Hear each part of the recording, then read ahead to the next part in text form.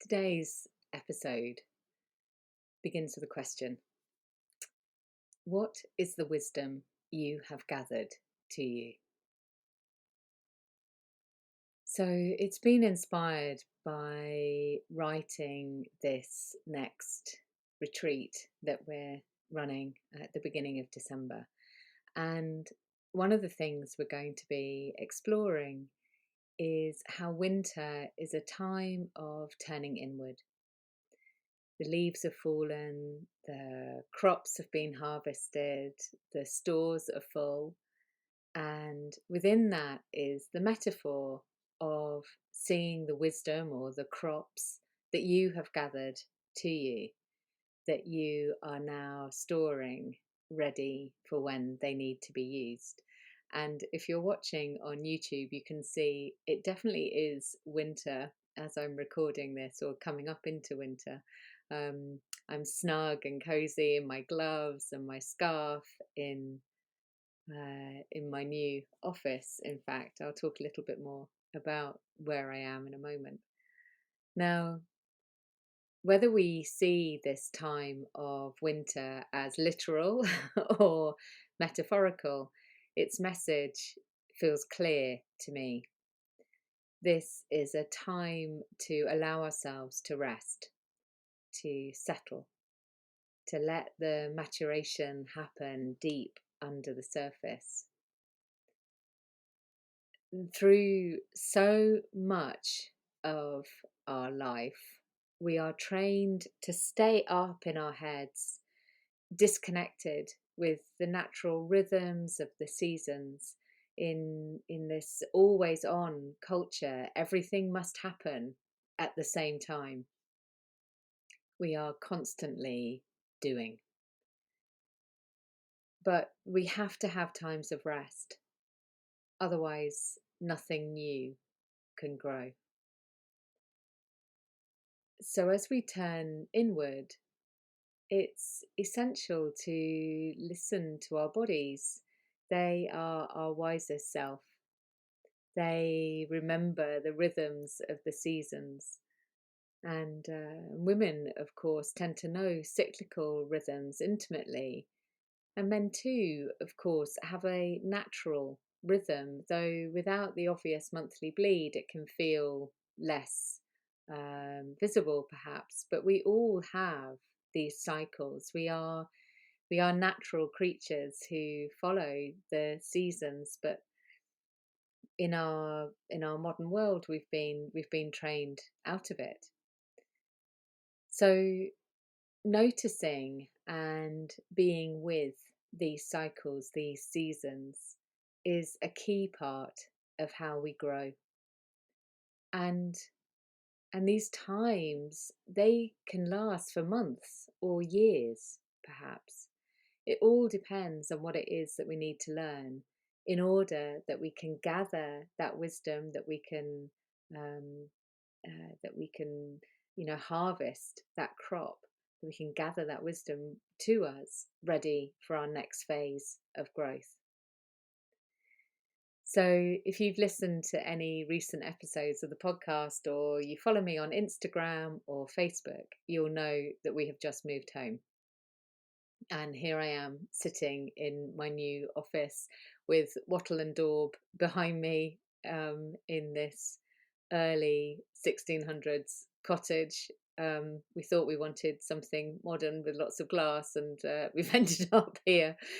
Um, and it's been an enormous journey for us to get here, emotionally as well as geographically.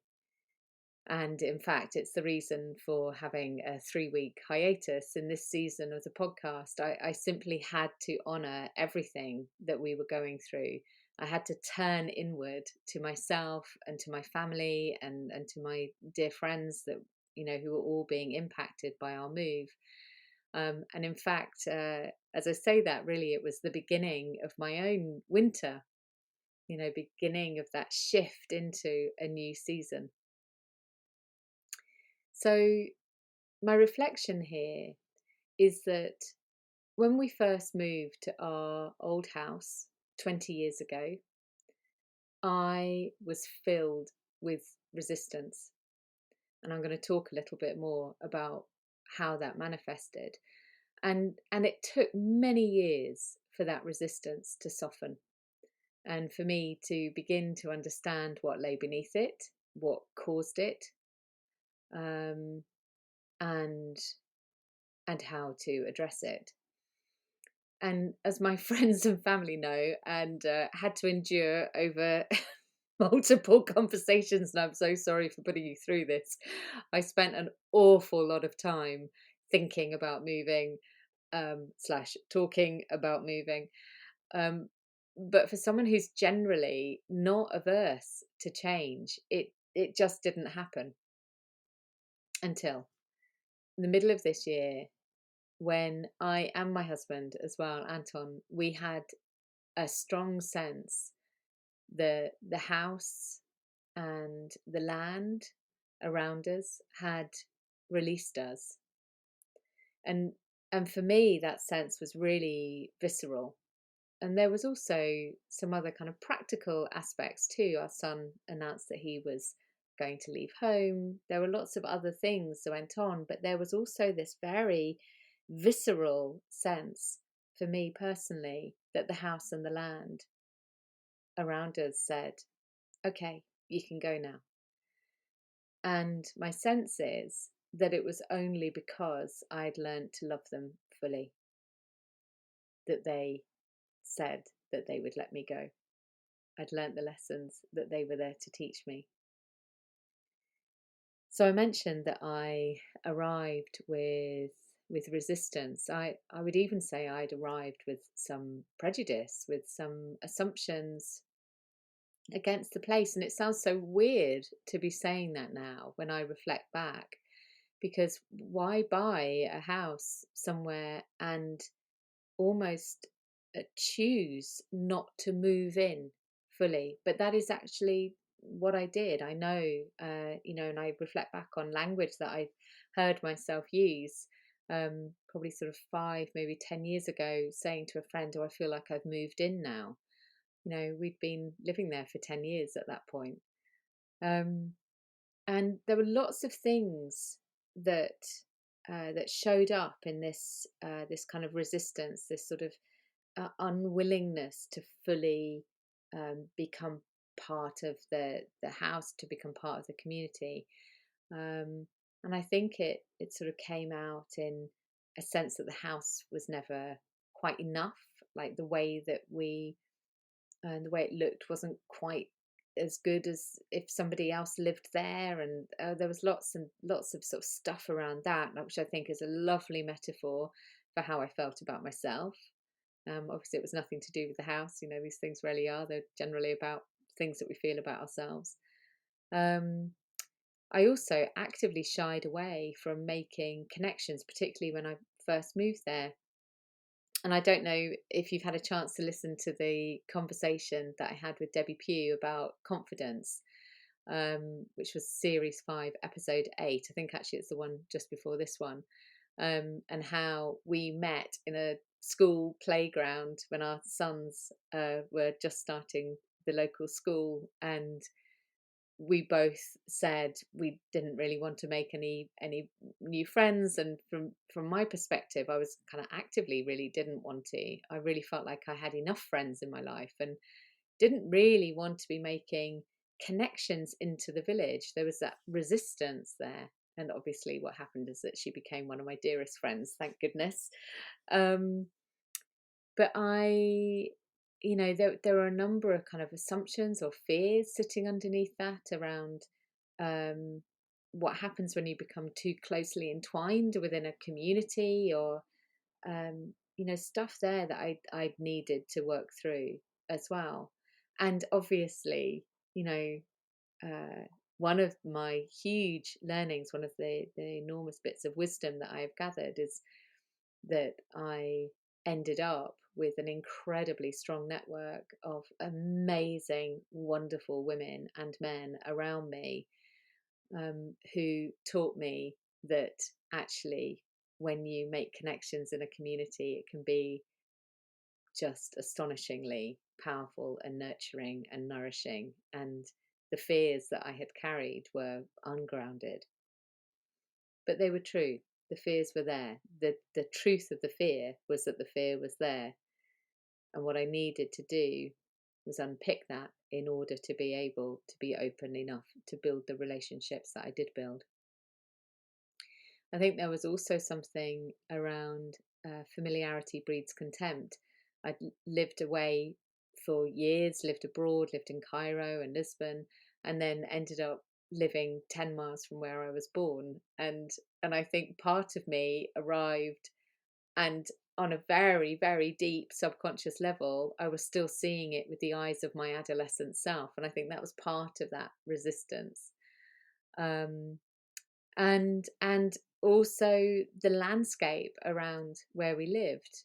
The flatlands of Cambridgeshire seemed dull by comparison with places that we'd lived before. And for Anton, he grew up in North Wales, so he was used to hills and valleys and and dramatic scenery. And here we were in this sort of gentle, undulating landscape, and and so it felt hard to really, really connect. Now, I'm being brutally honest here because I think it's important to notice these things. And I also want to call out that obviously in and around all of that, we loved the place. We loved our friends. We loved being there. But there was this stuff, this sort of subtext that was sitting there too. And then we fell in love with the people. So the friendships that grew were just incredibly rewarding and fulfilling and will last for the rest of my life. We fell in love with the house, and I see it now as somewhere that cared for us so fully, so incredibly fully.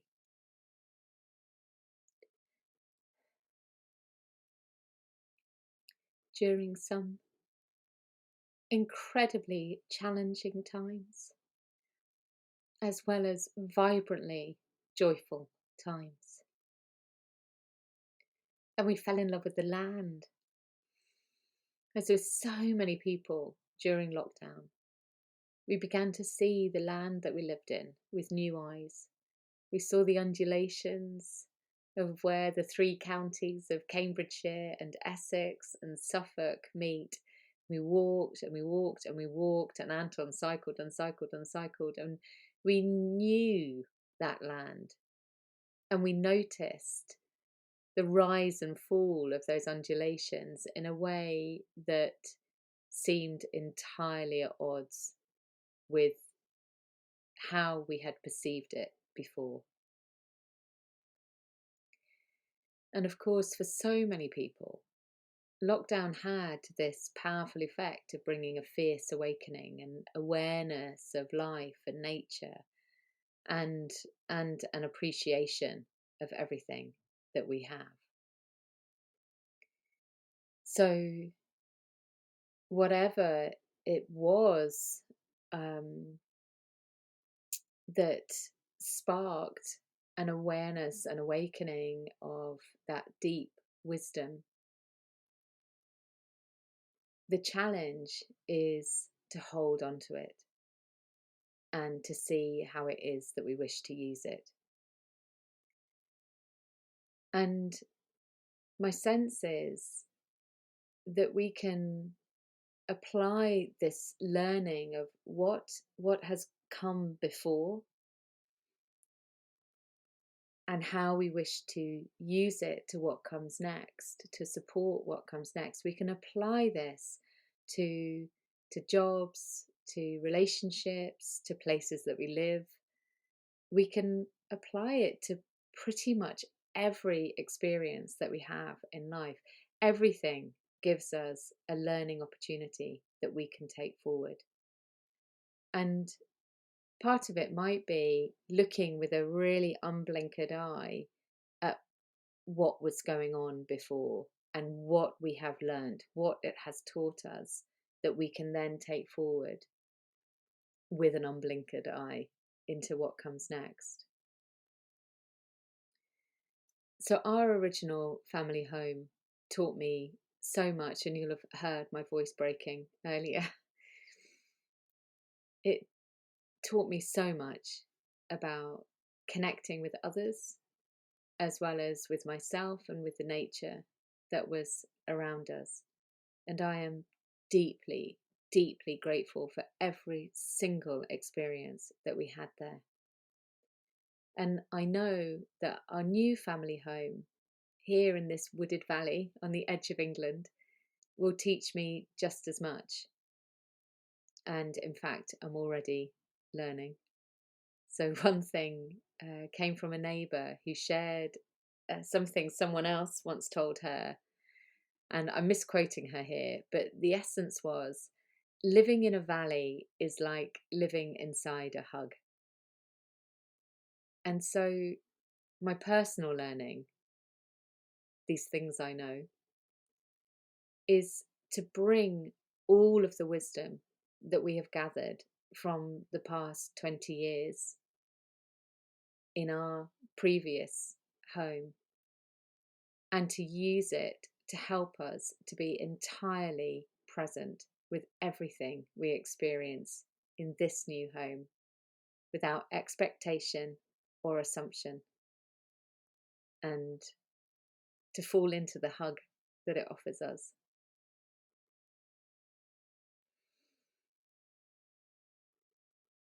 So, I wonder if that has sparked thoughts for you too, reflections of lessons that you have learned, that you have gathered to you, wisdom that is yours to apply to experiences that you have now or experiences that come in the future. This idea of gathering and storing that wisdom over winter until it's ready to grow in the springtime, the literal or metaphorical springtime.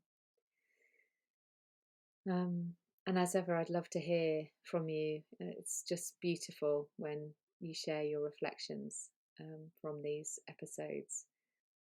And if you'd like to join us at the last retreat of the year, it's on the 4th of December from 10:30 until 1, and it's all about setting intentions for winter. There are a couple of spaces left. It would be gorgeous to see you there. And the reflections from the women who join us are always profound. And we keep the group small so that everyone has a chance to share if that's what feels right, or if it feels right for you just to be there and just to listen, then that's okay too.